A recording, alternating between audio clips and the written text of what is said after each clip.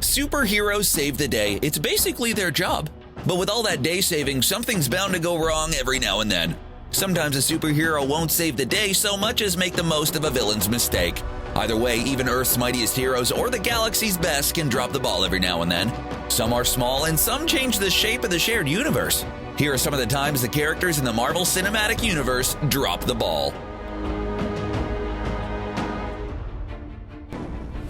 Thanos opportunities. By the time you see this, the Thanos situation will have been resolved. But the Mad Titan problem could have been dealt with a lot earlier, if it weren't for a few missed opportunities made by our heroes when they had the chance. The first one is the ever-passionate Star-Lord. For the record, his plan to catch Thanos with the help of Earthbound heroes Spider-Man, Doctor Strange, and Iron Man, it worked! They kept Thanos on his toes long enough for Mantis to drop down and put the Titan to sleep. But even a Mantis-induced sleep is hard to maintain when a disgruntled boyfriend is popping you in the face with a pistol, and before Parker and Stark could get the gauntlet off, Thanos was awake and ready for round 2. Thanks a lot, Quill! Back on Earth, what was left of the Avengers and the technologically advanced Wakanda were making a last stand. Then Thor showed up with his new space buddies and a sweet new axe. Unfortunately, no one told Thor the party had moved to the forest in time for the God of Thunder to use that axe to prevent the gauntlet from being complete. And when he did arrive, he forgot to aim for the head. Well, at least we got a cool sequel out of it. Making Ultron. When Earth's mightiest heroes finally stamped out Hydra and reacquired Loki's scepter containing the Mind Stone, he convinced his science bro Bruce Banner to build something that could stand up to an alien invasion. Something to take over for the Avengers. He never talked with the rest of the team about it, no. If he had, he would have known the idea would make Steve Rogers log-splitting mad. From Rogers' perspective, preemptive measures never work out. As Rogers would have predicted, it all went south and, instead of creating something to thwart aliens, they created an even more menacing foe in Ultron. They did manage to build Wanda a boyfriend though, which is kind of weird when you think about it that way. Thanos employs Ronan.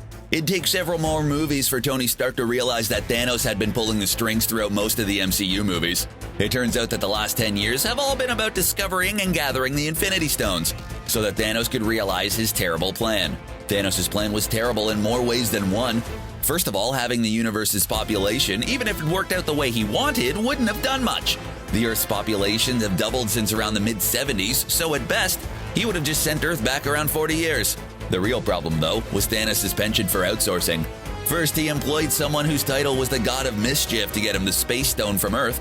That resulted in not only the Tesseract ending up on Asgard, but the Mind Stone ending up with S.H.I.E.L.D., then Hydra, and then Vision's forehead. Making matters worse, he repeated his mistake by tasking the disgruntled Ronan the Accuser with getting the Power Stone. Of course, the first thing Ronan did once he had it was to tell Thanos he was next, right after Ronan wiped out the Nova Corps. Who would have thought a single-minded ideologue would be so single-minded and idealistic? We mean, aside from everyone. Stark calls out the Mandarin. After having to hand-deliver a nuclear missile to the mothership of an invading alien army, old Shellhead was dealing with a little shell shock. He had a lot to process, with the universe being a lot larger and more threatening than he had known. In the middle of his existential crisis, yet another corporate rival reared its ugly head in the form of Adrian Killian and advanced idea mechanics. Of course, Stark didn't know that was the case because he was using an actor named Trevor Slatterly to imitate the Mandarin, the diabolical leader of the Ten Rings. You know, the group that kidnapped Stark originally, which led to Stark becoming Iron Man. When the terror attacks, they were actually extremist test subjects experiencing the side effect of exploding. Injuring Tony's right-hand man, Happy Hogan, Tony becomes a little more than angry. Frustrated, he calls the terrorist out on live TV, including his home address. What's the worst that can happen, right? Well, some missile-launching helicopters can show up and blow his sweet house off a cliff, causing Stark to have to bug out with an experimental Iron Man suit to a garage in Tennessee, and having to use a 10-year-old kid to get back on his feet. Questionable partnerships. In the MCU, some of the smartest people in the shared universe have made some dodgy decisions on who to trust with their visions. Stark had placed a great deal of control of his father's considerable empire to his dad's partner, Obadiah Stane. Stane was all ambition and no moral compass. The idealistic Starks end up with a partner who arranged to have Tony killed by the Ten Rings so he could deal weapons to anyone who wanted them. When that didn't work, he hopped up Iron Man's first ride and tried to kill Tony himself. An equally single-minded super genius, and someone who had a pretty healthy hate for Howard Stark, Hank Pym didn't pick proteges any better when he enlisted Darren Cross. Cross returned the favor by teaming up with Pym's daughter to run him out of his own company and, of course, sell Pym particle technology to the Ten Rings. Gamora spills the beans. If there was anyone on the side of the good guys who knew what was at stake when Thanos came to town, it was his adopted daughter Gamora. Gamora had first been tasked with gathering the stones for the Mad Titan when she decided that giving Thanos the stones was the worst idea ever. Good help is hard to find. Even harder when you slaughter the help's people and raise them to fight with their siblings. This one is completely on you, Thanos. You can sad dad all you want, but you were a bad dad. When Thanos walked through the Asgardians, after they already had a bad day where the God of Thunder found himself on the windshield of the Benatar, he was able to tell the Guardians and Gamora that Thanos has 2 stones and knows where the 3 others were. But it was okay because no one knows where the 6th one was, except Gamora did. She also knew that this information was dangerous, so dangerous that she made Quill promise to kill her to prevent Thanos from learning it.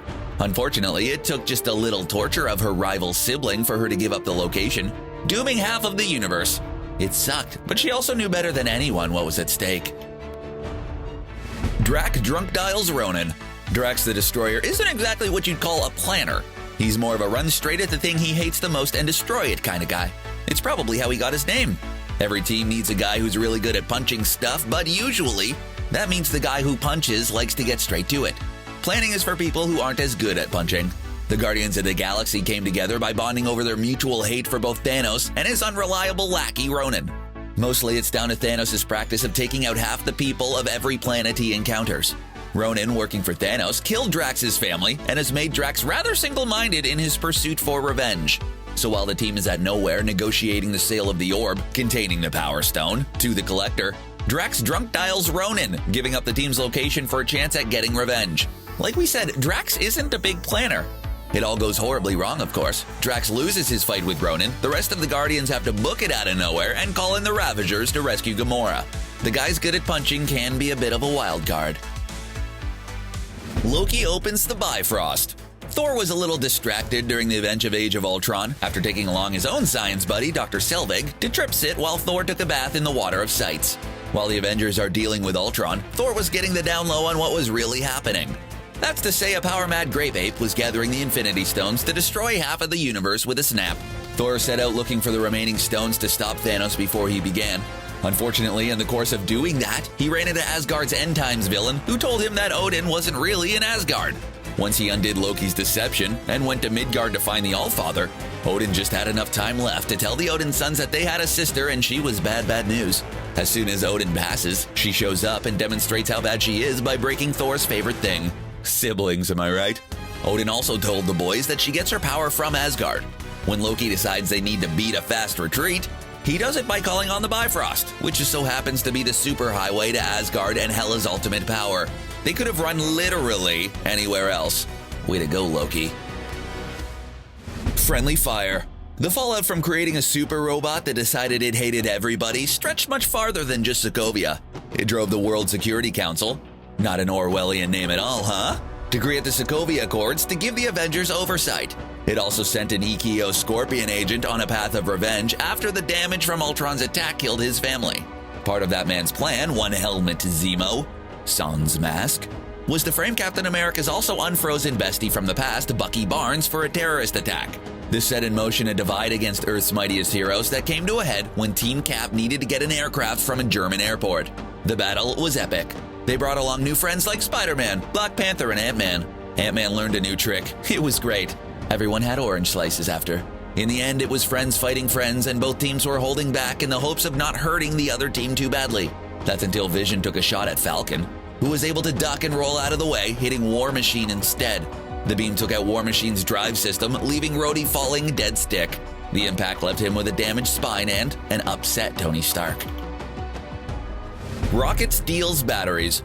If the Avengers were a time bomb, the Guardians were more of a continuous, semi-contained explosion. After all, it was a team put together in prison made up of assassins, smugglers, and bounty hunters. Despite all that, they managed to save the galaxy. This gave them enough rep to get hired by the Sovereign, a golden genetically engineered race of snobs, whose city ran on batteries that an interdimensional being found super delicious. So the Guardians stepped in and protected the Sovereign while Baby Groot got his groove on. So adorable. Unfortunately, someone let Rocket know how valuable these batteries were, so of course, he stole some because he's a kleptomaniac. This sets the Sovereign in pursuit of the Guardians, pushing them towards Ego, and then complicating their attempts to defeat Ego, and even straining the relationship between Rocket and the rest of the team. Those darn arbulary batteries, eh? Those are some of the times somebody dropped the ball in the MCU. Which ones made you facepalm? Are there any we may have missed? Let us know in the comments, and while you're at it, make sure to subscribe to CBR and ring that notification bell so you won't drop the ball and miss the latest videos. Thanks for watching.